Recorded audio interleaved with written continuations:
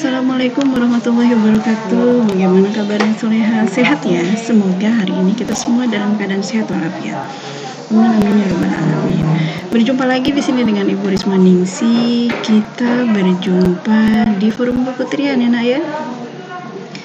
Mari untuk mengawali hari ini kita membaca lafaz basmalah. Bismillahirrahmanirrahim. Lalu kita baca apa? Baca tahmid kepada Allah. Alhamdulillahirabbil alamin. Assalatu wassalamu ala asyrafil anbiya'i wal mursalin wa ala alihi wa ashabihi ajma'in. Amma ba'du. Soleha, hari ini kita berjumpa di Keputrian dengan judul Ma'rifatullah. Ya. Kita mau tahu ya. Wah, gambarnya bagus ya, subhanallah. Ma'rifatullah. Ada yang sudah tahu sayang Ma'rifatullah itu apa? Yuk kita bahas bareng-bareng ya.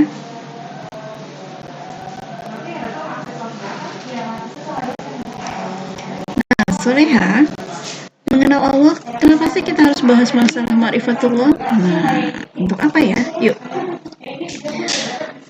Kalian mungkin pernah dengar ada guru yang mengatakan dalam surat Az-Zariyat. Apa surat Az-Zariyat? Wa ma khalaqtul jinna wal insa illa liya'budun. Bahwa sesungguhnya tidaklah kita diciptakan ke muka bumi ini selain untuk beribadah kepada Allah. Nah, kita harusnya beribadah kepada Allah, menjadi makhluk-makhluk yang pengabdinya Allah. Pengabdian setulusnya hanya untuk Allah. Nah, sekarang kita berarti harus belajar ma'rifatullah. Kita harus tahu dulu siapa sih Allah itu, ya. Kita merujuk dari kata dasar, kata ma'rifatullah, asal katanya adalah arafa, yaitu ya'rifu, yang artinya arafa ya'rifu, yang artinya apa? Mengenal. Jadi ma'rifatullah adalah upaya manusia untuk mengenal Allah. Ada tanda kebesaran Allah, ada di darat dan di laut sebagai makhluk hidup ciptaan Allah, ya. Jadi kita mau mengetahui tentang apa? Tentang Allah, ya. Semoga kita diridhoi Allah membahas ma'rifatullah kali ini sehingga membuat pengalaman untuk kita, sehingga kita menjadi para abdi-abdi Allah. Pengabdian berasal dari kata-kata abdi, ya, seorang hamba. Pengabdian mengabdikan, menundukkan kepada Allah, ya. Ma'rifat merupakan bagian dari ilmu tasawuf yang bertujuan agar manusia mengenal Sang Pencipta. Jadi ma'rifat itu ilmu tasawuf, nak, ya. Bertujuan untuk apa? Manusia mengenal Sang Pencipta. Mengutip buku Maharahasia Sholatnya, orang-orang ma'rifat karya Imam Al-Ghazali. Ma'rifatullah adalah pengetahuan yang di dalam hati tidak memiliki keraguan terhadap zat dan sifatnya. Jadi kalau setelah ma'rifatullah ini seharusnya kita makin yakin karena makin tahu tentang zat dan sifatnya Allah. Ya. Nah, di sini ada syair, ya. Yang menuliskan, penulis ini menulis apa? Apa yang aku punya? Ya. Nih, ruhku punya Allah. Jasadku punya Allah, akalku punya Allah, hartaku pun punya Allah. Yang mamah dan ayahnya, istri atau suamiku punya Allah, ya. Ini harus dikatakan. Anakku punya Allah, orang tuaku punya Allah, kerabatku punya Allah. Masya Allah, ternyata aku tidak punya apa-apa. Ya, ternyata kita tidak punya apa-apa. Semuanya atas kehendak Allah. Jadi, kalau kita tahu ini semuanya punya Allah, perjalanan hidup kita, takdir yang Allah berikan saat ini, berarti mengingatkan, menyadarkan kita untuk apa? Semakin kita yakin, ya, oh iya, bahwa kejadian ini berarti semuanya atas takdir yang sudah Allah gariskan jalannya, ya. Di dalam Al-Quran pun menyatakan bahwa ketika kita dituliskan takdir kita, agar kita merasa apa? Tidak merasa sedih dengan takdir yang Allah berikan, ya. Jadi ketika kita semakin yakin adanya Allah, semuanya ini adalah milik Allah, berarti kita tidak akan bermasalah. Oh, takdir aku hari ini aku terima, aku jalani, aku ikhlaskan, karena ini memang garis yang sudah Allah berikan. Ya, jadi ketika kita ada sesuatu yang membuat kita merasa tidak nyaman, kita yakin, oh ini takdir yang sudah Allah berikan, pasti ada hikmahnya. Contohnya apa? Aku ingin sesuatu, tetapi yang aku inginkan itu tidak langsung pada saat ini ada. Bisa jadi mungkin itu tidak baik ya untuk kita saat ini. Mungkin Allah lebih tahu ada hal-hal yang tidak baik kalau kita miliki sekarang. Misalnya kita mau pengen apa? Pengen motor. Iya, aku ingin motor, Bunda, aku ingin motor. Tapi ketika motor itu belum diberikan pada saat ini, bisa jadi itu baik untuk kita. Ya. Tiba-tiba orang tua kita memang tidak punya kemampuan untuk membelikannya. Ternyata memang baik untuk kita. Mungkin kita kalau bisa naik motor, akan ngelayap kemana-mana. Hikmahnya adalah itu. Mungkin untuk menjaga diri kita, agar diri kita matang dulu ya.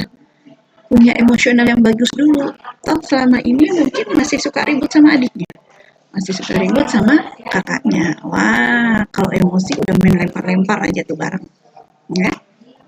Berarti bisa jadi emosi kita belum terkendali. Masih lebih baik motor itu belum menjadi milik kita. Ditahan sama Allah. Rezekinya belum ada ya. Bisa jadi. Maka ketika saat itu seharusnya ketika kita tahu itu memang dari Allah, berarti tidak akan membuat kita marah. Oh iya ya Allah, aku ikhlas hari ini belum jadi milikku. Aku tahu berarti itu belum baik untukku. Tapi aku terus berusaha jaga emosi yang baik, berusaha nikmatin dulu ada sepeda yang ada ya. Kalau sepeda pun belum ada, nikmati olahraga dengan berjalan kaki ya. Jadi tidak banyak mengeluh karena yakin bahwa ini yang ditakdirkan pada saat ini adalah yang terbaik dari Allah. Mudah-mudahan semakin yakin anak ya, semakin yakin kita dengan ma'rifatullah ini, semakin kita mengetahui ma'rifatullah ini, membuat kita semakin yakin, semakin mantap keimanan kita. Jadi dalam hidup ini kita tidak banyak berkeluh kesah, karena banyak mengambil hikmah dari segala kejadian. Ini misalnya adalah yang ada pada telapak tangan kita. Ruas-ruas tulang jari tangan maupun telapak kaki kita terkandung jejak-jejak nama Allah, Tuhan yang sebenar pencipta alam semesta ini. Perhatikan salah satu telapak tangan kita, bisa kanan, bisa kiri ya. Perhatikan lagi dengan seksama. Jari kelingking ya. Jari kelingking kita membentuk huruf apa? Alif. Jari manis kita dengan jari tengah membentuk huruf lam, double ya. Huruf Allah dalam bahasa Arab sayang. Nah, jari jempol ibu jari ini ya. Ya, ini seperti lamnya ya. Alif, lam, dan ini adalah haknya Allah. Nah, ini mengingatkan ya, dari ruas-ruas jari kita terkandung jejak-jejak nama Allah. Itu yang pertama ya. Yang kedua, ada lagi garis utama kedua telapak tangan kita bertuliskan angka Arab, yaitu kalau kalian belajar bahasa Arab atau di Al-Quran kalian lihat angka satunya seperti ini ya, dan ini adalah angka 8 pada telapak tangan kanan, 1 dan 8 artinya 18, dan al pada telapak kanan kiri kita artinya 81 ya.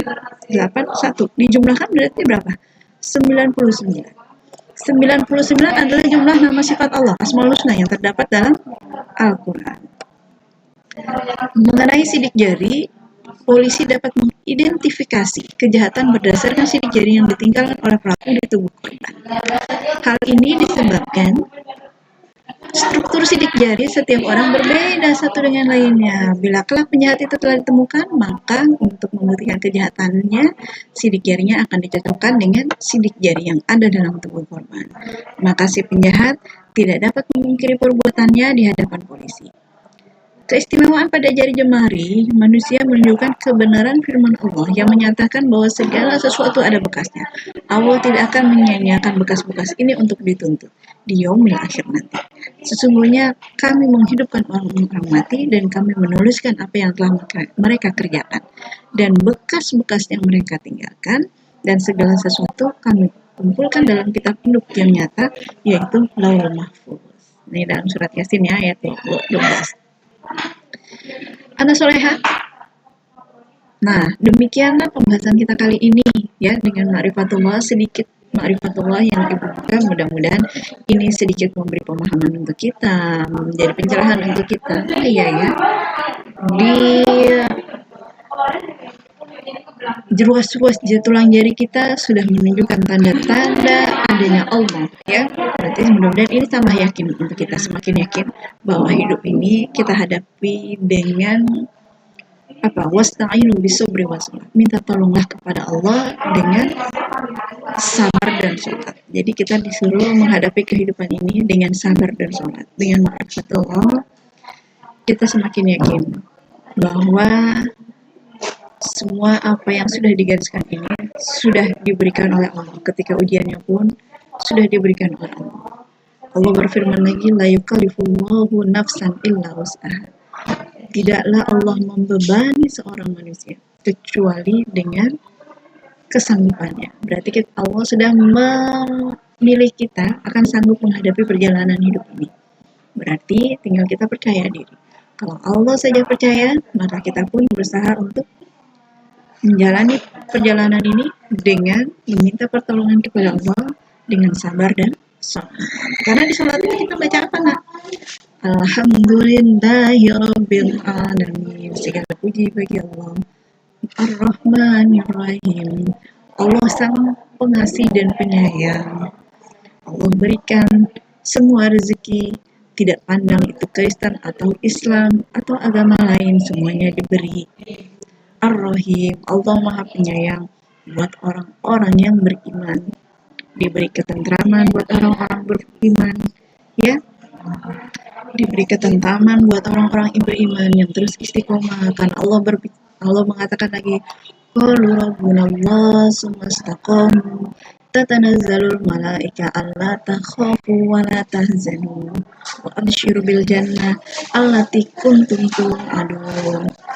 Orang-orang yang berkata Tuhanku adalah Allah, maka turunlah malaikat, ya, mengatakan Tuhanku adalah Allah, terus istiqomah menjalankan ibadah-ibadahnya, menjalankan perjalanan yang diperintahkan oleh Allah, istiqomah, tatanazzalul malaika, maka malaikat akan turun. Allah takhafu, dengan mengatakan tidak perlu takut, wala tahzanu, dan tidak perlu bersedih hati. Wa absyiru bil jannah, dan beri kabar gembira buat orang-orang yang istiqomah, allati kuntum tu'adun, dengan apa yang sudah Allah janjikan. Apa itu yang Allah janjikan? Yaitu surga jannatun na'im. Karena bayarannya adalah surga jannatun na'im. Oke, soleha, ya. Jadi dalam kita minta pertolongan kepada Allah dalam menghadapi kehidupan ini dengan ista'inu bisabri wassalah. Minta tolong dengan sholat dan sabar. Sama sholat, membaca surat Al-Fatihah. Maliki yaumiddin, kita mengakui Allah lah sang raja apa? Raja hari pembalasan. Iya karena budu, hanya kepadanya kita menyembah, wa iya karena nasta'in, dan hanya kepada Allah kita mohon pertolongan. Ihdinas siratal mustaqim. Ya Allah, tunjukkan aku jalan yang lurus. Semoga dengan sholat itu akan terbimbinglah kita mendapatkan jalan yang lurus. Siratal mustaqim siratal ladzina an'amta alaihim, jalan bagi orang-orang yang sudah diberikan nikmat. Nikmat apa? Nikmat mendapatkan lurus, istiqomah, lalu kebahagiaan. Dan dijanjikan surga. Ihdinas siratal mustaqim siratal ladzina an'amta alaihim ghairil maghdubi alaihim waladdallin.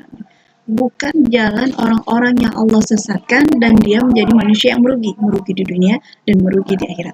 Itu kita baca loh, nak, setiap hari di dalam sholat. Subhanallah, ya, Al-Fatihah itu luar biasa. Makanya segala aktivitas kadang dimulai dengan Al-Fatihah, ya. Bahkan dalam sholat kita terus membaca Al-Fatihah 17 kali. Kalau kita sholatnya 5 waktu dalam sehari, ya. Oke, subhanallah.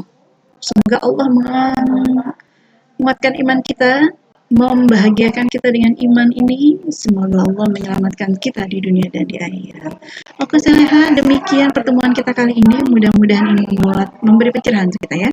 Ibu akhiri dengan membaca hamdalah alhamdulillahirabbil alamin. Kita beristighfar bersama-sama. Astagfirullahaladzim. Doa setelah kafaratul majlis. Subhanakallahumma wa bihamdika asyhadu an la ilaha illa anta astaghfiruka wa atubu ilaik. Wabillahi taufiq wal hidayah. Wassalamualaikum warahmatullahi wabarakatuh.